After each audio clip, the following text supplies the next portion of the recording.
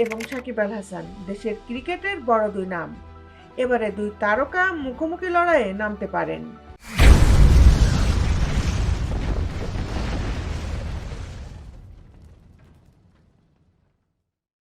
স্পোর্টসের নিউজ নিয়ে আপনাদের সাথে আছি আমি শামীমা সুলতানা। সম্প্রতি আন্তর্জাতিক ক্রিকেটকে বিদায় জানিয়েছেন তামিম ইকবাল, যদিও ঘরোয়া ক্রিকেটে এখনো খেলছেন। চলমান বিপিএল ও ফরচুন বরিশালের নেতৃত্বে আছেন। অন্যদিকে ভয়ঙ্কর খারাপ সময় পার করছেন সাকিব আল হাসান।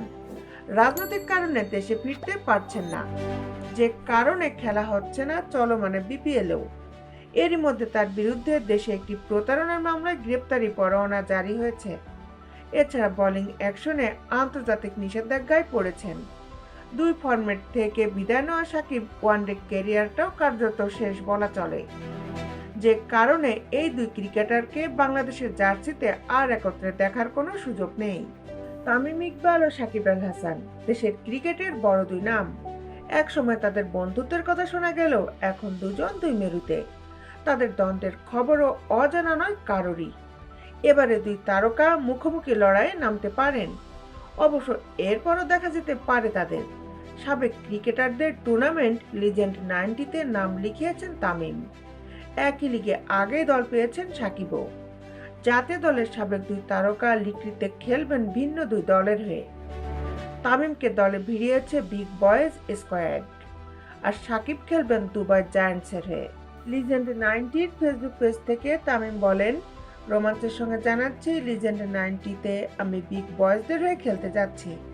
6 থেকে 18 ফেব্রুয়ারি পর্যন্ত আমাকে এবং অন্যান্য ক্রিকেট লিজেন্ডদের সরাসরি খেলতে দেখুন রায়পুরে। বিষয়টা লিজেন্ডারি হতে যাচ্ছে, দেখা হবে। লিজেন্ড লিগে তামিমের দলে আছেন Chris Gayle, Tillakaratne Dilshan, Herschelle Gibbs, Abdur Razzak, Upul Tharanga, Matt Prior, Varun অ্যারনের মতো তারকারা।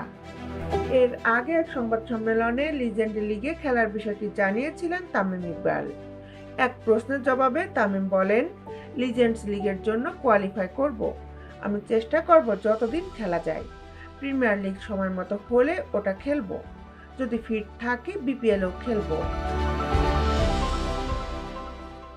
দেশ বিদেশের খেলার আপডেট নিউজ পেতে আমাদের সাথেই থাকুন।